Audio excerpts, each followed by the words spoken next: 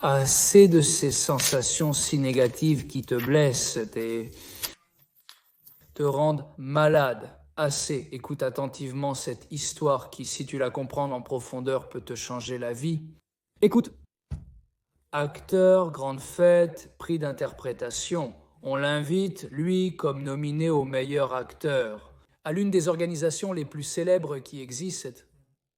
Il est appelé et il remporte le prix. Il gagne le prix. Il a invité son meilleur ami, son ami de toujours à la fête. Il avait un invité à inviter et il l'a invité. L'ami est venu avec lui. Impressionnant, quelle émotion pour l'ami, sachant tous les efforts que son ami a mis dans le rôle de ce film. Combien d'efforts, combien il a donné et il a gagné, quelle émotion. L'acteur monte sur scène, à la tribune, très ému, et il commence à remercier. Et soudain, il se souvient qu'on lui a dit, quand tu remercies, l'organisation lui a dit, tu n'as qu'une seule personne à remercier. On lui a dit cela juste avant de monter à la tribune et cela l'a complètement déstabilisé. Quand il a commencé à remercier, la première chose qui lui est venue, c'était « je remercie, je remercie ». Et qui était là? L'ami qui l'aime tant? Et tant de connexion et tant de force il a donné à son ami de l'âme, depuis l'enfance, comme un frère, essentiellement comme un frère. Et l'ami savait qu'il allait dire merci à mon ami de l'âme qui, comme un frère, m'a aidé et a aidé dans les moments où mes enfants avaient besoin d'aide. Il l'a emmené au parc pendant que je faisais mon travail et il m'a aidé pour ça. Et l'ami, il savait qu'il était le nominé pour être le meilleur ami de son ami acteur et que cela est sorti de la bouche de l'acteur. Je remercie mon agent qui a tant fait pour moi afin d'obtenir mon rôle. Impressionnant, mon agent, quelle bonne personne. Et il a commencé à faire des éloges à son agent. Et il s'est rappelé qu'il ne pouvait pas remercier plus de personnes. Et il voulait remercier son ami. Mais il a dû respecter le tascanon, comme on dit en hébreu, il a dû respecter les règles de l'organisation. Et je poursuis en parlant d'autres sujets. Alors, que s'est-il passé avec ton ami ? Son visage s'est effondré d'angoisse, son cœur s'est brisé, Que le minimum qu'il attendait, c'était que son ami dise « Merci à mon ami qui a tant fait pour moi, merci à lui, comme nous l'avons dit. Il a aidé ses enfants, il les a emmenés au parc. » Ceci, cela.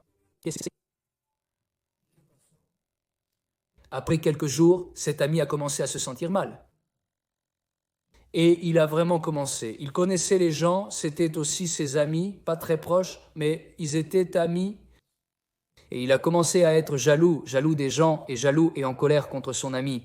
L'acteur ne pouvait pas regarder son ami en face, l'acteur parce que son cœur était brisé.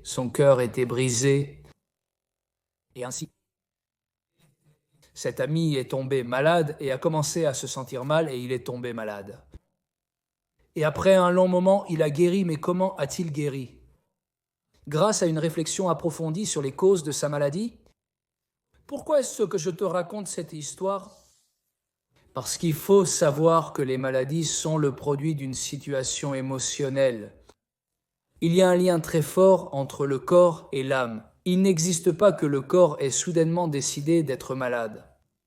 Ça peut aussi être un lien. Même des choses très profondes, pas seulement quelque chose comme cette histoire que je t'ai racontée, cette histoire que j'ai racontée.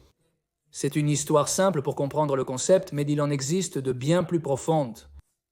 Par conséquent, il faut savoir, comme le dit le livre de Michelet, les Proverbes, le roi Salomon dit ceci, je le dis en hébreu, puis je traduis, il dit « Hayei besarim lev marpe urekav adzamot kina », ce qui signifie, traduit, un cœur paisible. C'est la vie pour le corps, mais la jalousie est la pourriture des os, c'est-à-dire la jalousie brise les os. Que signifie quelqu'un qui est en colère? Est-ce qu'il est jaloux d'une autre personne? Est-ce que cela lui cause des blessures aux os et de la douleur? Par conséquent, comme nous l'avons dit au début, il faut briser ces liens. Ce qui te coûte tant, ce qui te fait tant souffrir, et décider de t'unir aux sensations de paix et d'amour. D'un cœur tranquille, qui regarde le bien, juge pour le bien et ne veut que le bien. Succès et bénédiction.